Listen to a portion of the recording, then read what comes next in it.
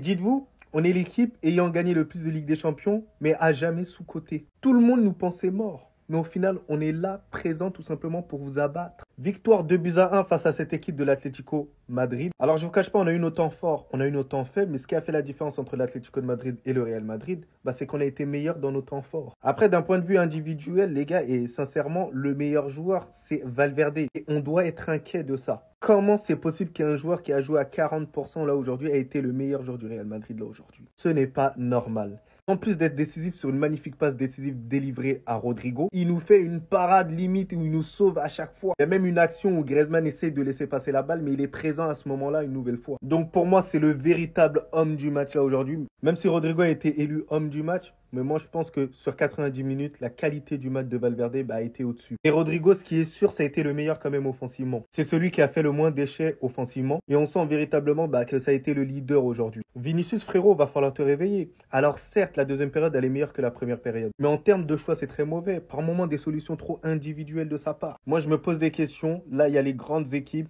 Et contre les grandes équipes, pour l'instant, on n'a rien vu de la part du Real Madrid d'un point de vue offensif quand même. Après, Kylian Mbappé, il n'a pas été bon là aujourd'hui. Les choix de passe, ils n'ont pas été hyper bons. Donc, je compte dans tous les cas faire une vidéo sur lui. Mais on en attend toujours plus quand même. Ça reste quand même l'un des meilleurs joueurs au monde. Qui nous affichait depuis un certain temps. Moi, j'étais plutôt optimiste. Après, il est temps de rendre hommage à monsieur Tchouaméni. Tchouaméni qui réalise un match tout simplement stratosphérique aujourd'hui. Il a été propre, clinique, RAS, rien à demander de plus. C'est ça qu'on attend quand même d'un joueur du Real Madrid. Donc merci Tchouaméni pour le match que tu as réalisé là aujourd'hui. Eduardo Camavinga, bref, voilà, on le sait tous, Eduardo Camavinga qui était fautif sur le premier but de l'Atlético de Madrid. Pour moi, il devait davantage ramener de l'agressivité. Alors c'est vrai qu'il n'est pas en forme là actuellement, il est en plein doute. Il va falloir lui donner quand même un gain de confiance. N'oublions pas que ça reste quand même un jeune joueur. Certes, il a remporté des choses avec le Real Madrid, mais pas en tant que titulaire indiscutable.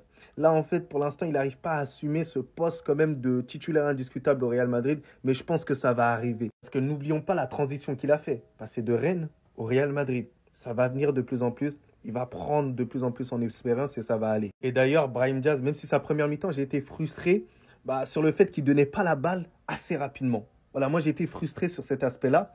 Mais au fur et à mesure du match, au fur et à mesure de la deuxième période même, il a réussi à se débrider, à se relâcher et d'ailleurs à marquer le but qui fait la différence sur ce match-là. Et pour toutes les personnes qui pensaient que Clément Turpin allait avantager le Real Madrid, il y avait quand même pénalty. On serait à 2-0. Le match aurait totalement changé. Mais bon, vas-y, tranquille, on va rien dire. Un match qui a totalement tourné suite au gros match de Brahim Diaz. Déjà qu'il avait fait une superbe première mi-temps, c'est lui qui vient délivrer le Real dans un gros temps faible. Et ce but a impacté toute la suite de la rencontre, car il a permis d'échanger le rapport de force. Avant ce but, Madrid n'y arrivait plus. L'Atlético était en train de les balader. Rodrigo qui est venu marquer très tôt dans le match. 3 minutes de jeu sur sa première action. Il est venu enflammer le Bernabéu sur une superbe passe de Valverde. C'est les individualités qui ont brillé aujourd'hui, comme le superbe but d'Alvarez qui élimine Camavinga sur un contrôle favorable et qui t'envoie un putain d'enroulé. Et dire les gars qu'Alvarez, on l'a pas pris. Et que l'Atlético ne vont jamais nous le lâcher. On pouvait l'avoir pour 20 millions avant qu'il rejoigne City. Et on est passé à côté de lui pour Ferran Torres. Mais Alvarez, quand tu vois comment l'Atlético joue, ça te plaît? Tu kiffes? T'aimes ce qu'ils font? Les gars, ça me fait tellement mal de voir ce joueur à l'Atlético. Parce que ses qualités ne sont clairement pas mises en avant avec le bus qu'il met à H24. Et surtout qu'on sait tous que dans le fond, c'est un Barcelonais. C'est ça qui m'énerve encore plus. En tout cas, dans les 3 attaquants, c'est lui qui a brillé. Et j'espère que vous allez vous en souvenir. Parce que je trouve qu'il est beaucoup trop mis de côté. Sinon, vous les gars, vous en pensez quoi? Ramenez-vous sur Snap Insta, on s'ennuie. Ah ouais, Kylian Mbappé, c'est bon, tu peux réapparaître, le match est fini. On peut tout reprocher à l'Atlético de Madrid, mais ils sont tellement disciplinés, c'est tellement des gamins que quand ils décident de te bloquer, mon ami, t'es bloqué jusqu'à la fin. Kylian Mbappé et Vinicius, les deux superstars du Real Madrid, n'ont pas vu le jour aujourd'hui. Vinicius même, c'est mieux. Kylian Mbappé, toutes les fois qu'il avait le ballon, il avait tout le temps 2 ou 3 joueurs de l'Atlético de Madrid sur lui. Il n'arrivait pas à jouer. À chaque fois qu'il avait le ballon, il perdait. Les passes, il n'y arrivait pas. À un moment même, les supporters ont commencé à s'agacer. Vinicius, dans ce match, c'est un peu mieux que Kylian Mbappé, mais ça reste tout autant compliqué. Il tente des choses par-ci, par-là, mais ça marche pas. Et en plus de ça, depuis le début du match, j'ai même pas l'impression que les deux cherchent à jouer ensemble. J'aurais bien aimé parler que des joueurs du Real Madrid, mais comment ne pas parler de cet homme-là, les amis, Julian Alvarez. Mais quel but il nous a lâché. Carrément, j'étais même surpris du but tellement je m'y attendais pas. Dans cette position-là, qui aurait pensé qu'il allait tirer? Personne. Dans ma tête, il allait faire un centre. C'est pour ça que tous les défenseurs sont là en train de le regarder. Camavinga se fait bouffer et regardez, tous les défenseurs sont là à le regarder. Et c'est là que Julian Alvarez décide de surprendre tout le monde. Regardez-moi la rouler sur le côté gauche, angle fermé. On peut même pas en vouloir à nos joueurs, ils pouvaient rien faire. Même si je pense que Kamavinga aurait dû être beaucoup plus solide sur le duel. Et là, les amis, qu'est-ce que tu veux faire? Thibaut Courtois il n'a même pas effleuré le ballon. Et c'est là je me dis qu'en fait, le gars a eu raison de quitter à Manchester City. Le talent qu'il a là, s'il était resté là-bas au banc en tant que remplaçant d'Erling Haaland, on n'aurait jamais vu ça. De plus, on arrive à l'Atlético de Madrid, c'est devenu la star du club, ça y est. Julian Alvarez, est-ce que t'es fou, frère? Quand je vous ai dit que l'été dernier, c'était la meilleure recrue en Liga, que c'était pas Mbappé. Il a mis un pétard à Courtois. Mais en même temps, ça le regarde. Le Real Madrid, ça regarde beaucoup. On m'a fait croire qu'il était mid. Mais vous avez pas vu à City ce qu'il faisait déjà? Le meilleur offensif du Real Madrid, c'est pas Vinicius, c'est pas Mbappé, c'est toi. Le meilleur talent, c'est toi. Le plus talentueux, c'est toi. Rodrigo en Ligue des Champions avec le Real Madrid. Voilà, que des classiques, que des moments clutch. J'entends jamais aucun supporter du Real Madrid faire une propagande pour Rodrigo. Bellingham, Vinicius, Mbappé, qui vous voulez. J'ai jamais entendu Rodrigo. Pourquoi vous le négligez? Pourquoi vous négligez Rodrigo à ce point-là? Avant de parler du buteur, j'ai de parler du passeur, Federico Valverde. Qu'est-ce qu'il est fort au foot, les frères. Il est latéral droit, hein. Là, il joue latéral droit, il ne joue pas au milieu de terrain. Ça part d'ici, dans le dos de Galan. La passe est parfaite en profondeur. Non, vous connaissez tous Galan. Galan, il a pris une tempête, il a pris un Mistral, un ouragan par Yamal il y a même pas une semaine. Et là, c'est face à Rodrigo. Non, ce défenseur, il est éteint. Le match, il est pas fou, il s'emballe pas. Il y a 2 buts. Les 2 buts, c'est des bangers. On va rester sur ça. Moi, ça me satisfait. D'habitude, les Real Atlético, ils sont ennuyeux. Il fallait que je le notifie aussi, j'ai oublié de le dire. Excusez-moi, les gars. Kylian Mbappé, fantôme. Casper, inexistant. Dans les tranchées, tête baissée. Autruche, je me cache. C'est ça qui vient aujourd'hui. Donc encore une fois, commence à respecter Rodrigo. Qui m'a envoyé, oh, qui m'a envoyé. L'argent, il y a plus pour payer ce maillot de merde là. Il ne peut pas ça pour manger.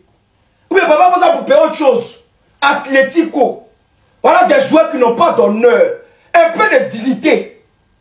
Il n'y a pas 2 jours bêtis, c'est dit à chicoter ceux-là, les nuls là, les beaux. Ça dit, tiens! Il ne joue pas même. Atlético, vous n'avez même pas honte. Toi, sur l'autre, on te fait rentrer. Toi, sur l'autre, il est marqué à la dernière minute. Aujourd'hui, tu ne connais pas la dernière minute. Ça peut-être dans une caisse là. Aujourd'hui, toi. Simien, ça c'est quelle équipe ça? Ça c'est quelle équipe? Petit à la main. Attention, petit, c'est bien chicoter seul coup. Atlético ne vaut rien. Atlético vaut rien même. Depuis la 85e minute, c'est depuis quand tu me posé la question, qui m'a envoyé ça? Qui m'a envoyé ça? Dans les cibles, demande ça dit, c'est moi, ça dit, qui m'a envoyé dans cette affaire-là? Qui m'a eu de supporter Atlético? Qu'est-ce que moi je suis supporter d'Atlético?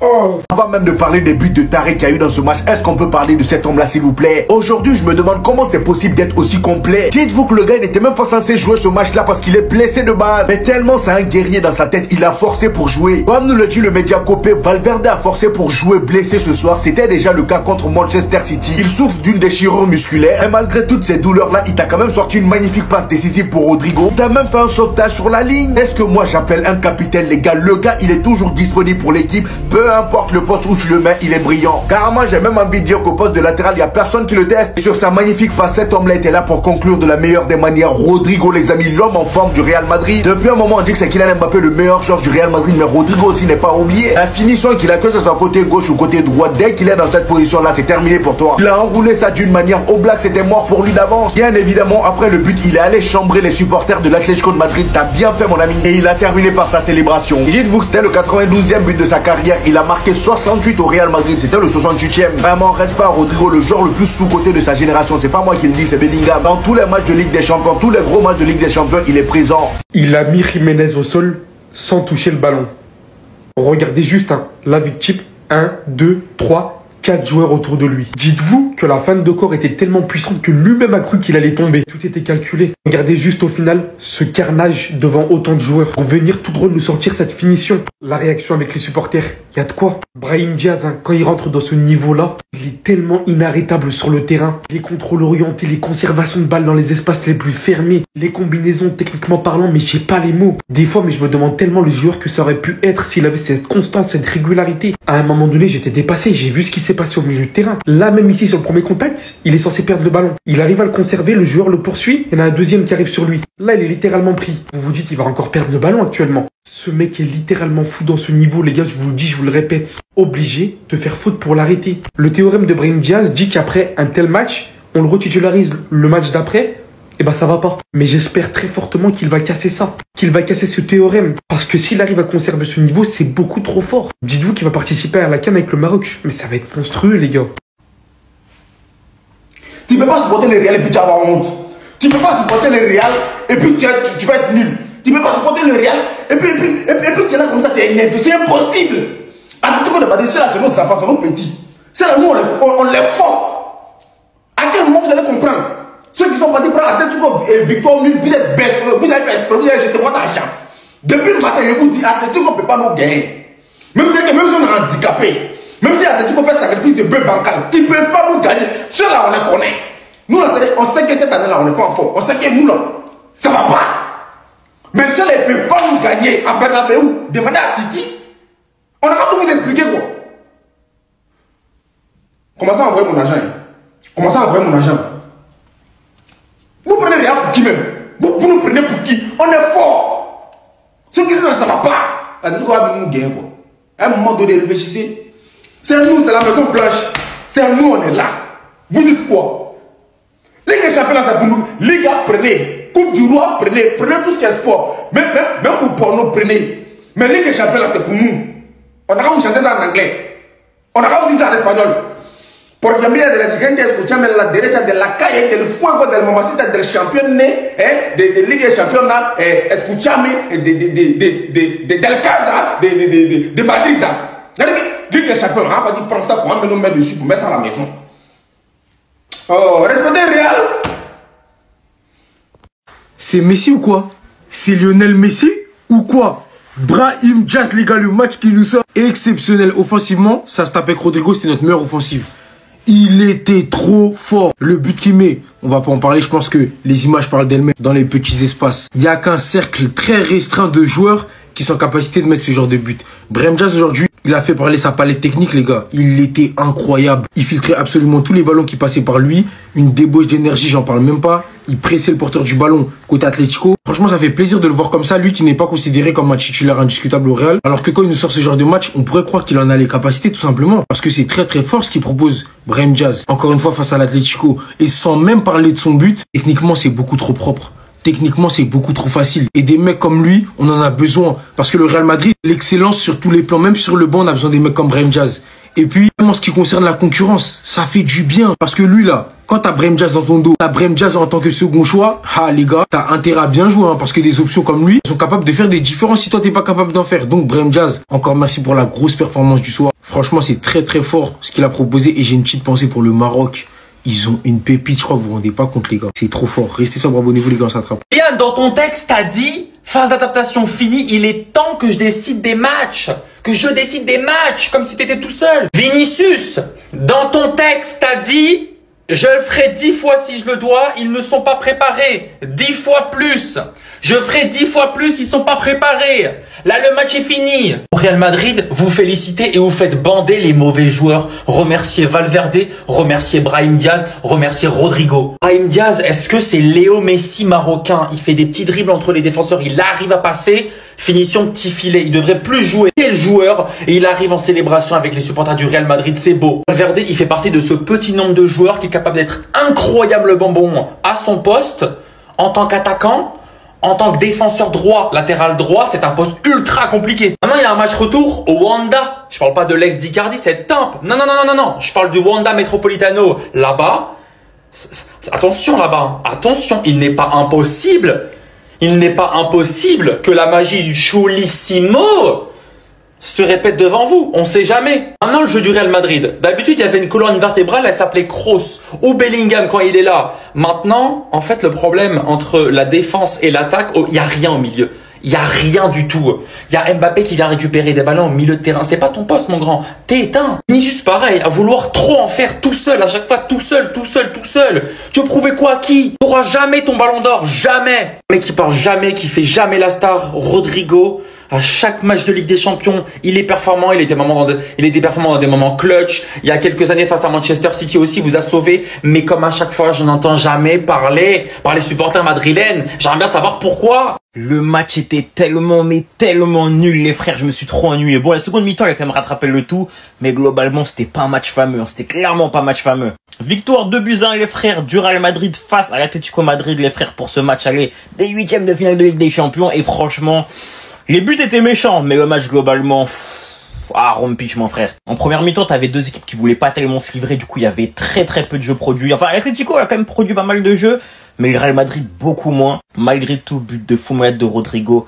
La première mi-temps de Rodrigo, les gars, c'est une dinguerie. Pour moi, c'est l'homme du match. Sa première mi-temps, les gars, c'est une dinguerie. Il était trop fort, imprenable, finition de fou malade. Même son coup franc, il aurait pu rentrer monstrueux ce soir. Le but de Juan Alvarez, les gars, une dinguerie également, une dinguerie également. J'ai crié sur ce but. Et finalement, c'est Brahim, les frères, qui inscrit le but final. Retour de mi-temps, 55e minute, but de Brahim, les frères, sur une action vraiment inattendu en fait. L'Atlético surdominé les 10 premières minutes de la seconde mi-temps. Et au final, t'as une occasion, un but. C'était même pas vraiment une occasion en plus. C'est le Real Madrid finalement. C'est le Real Madrid tout simplement. L'équipe de Ligue des Champions. Est-ce que vous êtes au courant qu'on détient le joueur le plus complet de toute la planète? Fede Valverde, mais c'est un truc de malade. Les retours qu'il nous faisait là sur son côté. Mais laissez-le là-bas. On a le meilleur latéral droit du monde. Les gars, déjà qu'au milieu, c'est bien fourni. D'ailleurs, je vais revenir sur le très gros match du Tchouaméni. Au mitard, parce que lui, il est souvent critiqué, mais Valverde. Si c'est pas au milieu, c'est en défense. Si c'est pas en défense, il peut même jouer sur l'aile droite. Les gars, ok, c'est pas le joueur le plus fin techniquement qu'on connaisse.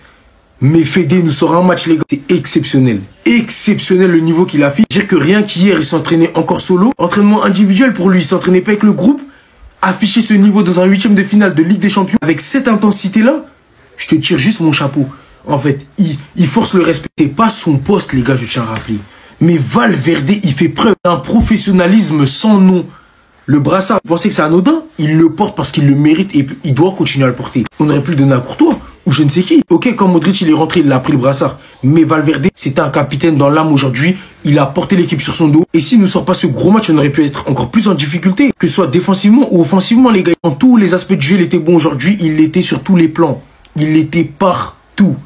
Fede, merci pour la performance. Restez sobre, abonnez-vous les gars, on s'attrape. Si on est éliminé, cette image-là, elle va rester dans mon crâne, dans ma tête. Moi, ce que j'arrive pas à comprendre, c'est comment un joueur du calibre d'Mbappé, à ce moment-là, dans un moment aussi crucial, il n'arrive pas à bien calibrer sa passe. Après, l'attitude de Vinicius, elle est pas folle. Mais je vous jure, la passe, elle est tellement mauvaise. Je vous jure, j'arrive pas à comprendre Mbappé. Je vais pas m'énerver, je vais pas le critiquer, je vais pas l'insulter. Parce qu'il y a des matchs où il a été super bon et il a retrouvé un bon niveau. Mais en fait, j'arrive pas à comprendre comment il est autant irrégulier. Est-ce qu'il est à l'image du Real Madrid qui est irrégulier ou bien c'est lui qui n'arrive pas à enchaîner les bonnes performances? Parce que vraiment aujourd'hui, j'ai l'impression qu'il était nul en neuf, qu'il n'a jamais réussi à trouver ses repères, que finalement, c'est pas le poste qui lui correspond. Genre vraiment, c'est un match, j'arrive pas à vous dire mes sensations. Je suis mitigé. Je sais pas si je dois être heureux, si je dois être malheureux. C'est un bon résultat, certes, mais comment je sens la disquette, les gars. Je la sens au Wanda, la disquette.